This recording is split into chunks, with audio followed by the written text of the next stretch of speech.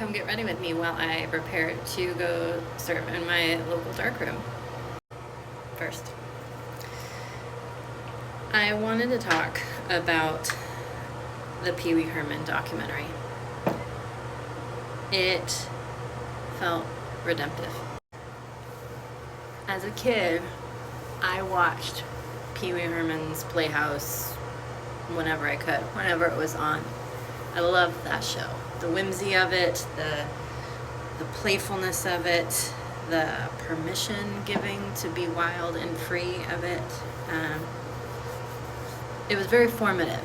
And for me at that stage, Pee-Wee Herman ended up right up there with some other really formative people for me at that stage. He belonged to a cast of characters that helped shape partly who I am as an adult because of what I learned from these people. For example, other people on this list would be Mr. Rogers. He taught me that it's okay to be scared, to have feelings, and to move through them anyway, and to trust that maybe it'll just be okay in the end. He joins LeVar Burton, who taught me to love to read. Now that lesson took a little longer to pay off than some of the others due to some learning challenges I had, but it was still there, the idea that learning could be a pathway. Learning to love to read could be a gateway to other worlds. Bob Ross came along at a later point in my journey and taught me that it's okay to make mistakes. That nothing I make has to be perfect, probably never will be, and is probably better when it's not perfect in the end anyway. And so when the scandal came out when I was a kid around Pee-Wee Herman being caught doing what he was doing, that he shouldn't have been doing, I not only lost respect for him in that moment, but everything, the way it was framed for me in my home, everything that he had taught me prior went out the window with him.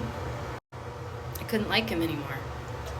It wasn't okay. I couldn't like how it was framed, a bad person who would do bad things. And so when a friend asked me if I'd seen the documentary yet, and I hadn't, she really encouraged me to go check it out. And thankfully, I at the time, and I did. And I'm so very glad that I did. Because what I learned in that documentary, while deeply sad to see the impact on Paul Rubens' life that moment had,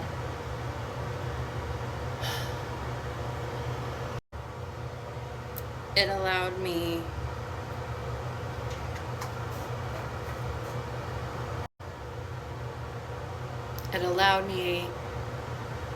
to remember all of the good I learned from him. And there was a lot. And seeing it again put me back in touch with his playfulness, with his joy, and with his imperfection. And sadly, we as a society didn't allow Paul Rubens to be an imperfect human being.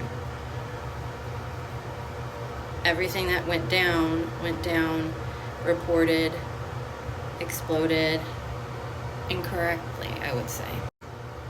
And everyone who learned from him, who benefited from his incredible creative work, lost someone wildly influential that day. That day, those decades, those years that they hounded him afterwards. But as the documentary recovered the complex truth of what happened and included Paul Rubens' own experience, perhaps publicly for the first time, it was redemptive. I felt like he allowed us, and I'm so grateful, he allowed us to see a bit clearer who he is and what drove him to make the kind of work he made as an artist. And in some wonderful, weird little way that I can't even fully articulate, that allowed me to re-fall in love with his message all over again. And for me, that message is that it's okay to be weird.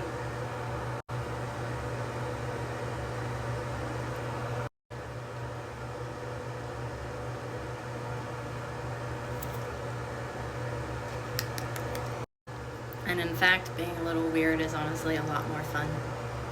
And it's just, even as I'm talking about it now, it's reminding me of how I also got that message from a dear, dear family member when I was a young child, and how, because of family dynamics and things that happened, when that message was lost from her and from Pee-Wee, that message was lost for me, that it would be okay to be different.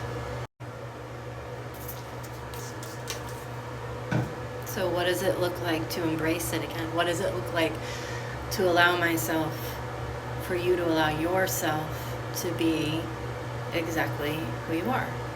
To make the kind of weird art you want to make? What would it look like to give yourself permission to go there, to explore it, to find out in a new way who you are and what you're meant to make in this world? Because when we make what we're meant to make in this world, and when we lean into who we've been created to become, we not only give that license and permission to other people, like Pee-Wee did for me, like that family member tried to do for me, to use Christian language, theological language, I think we get a little closer to God's kingdom on earth today. Heaven on earth, you could say. So is it weird that I have a sloth saint on my t-shirt that says, "Holy slowly"? Yeah. But I love it. And the other weirdos who love it with me are the ones I want to talk to anyway. So, go be weird today. And thank Pee-Wee Herman for reminding us all that it's okay. And it's actually quite beautiful.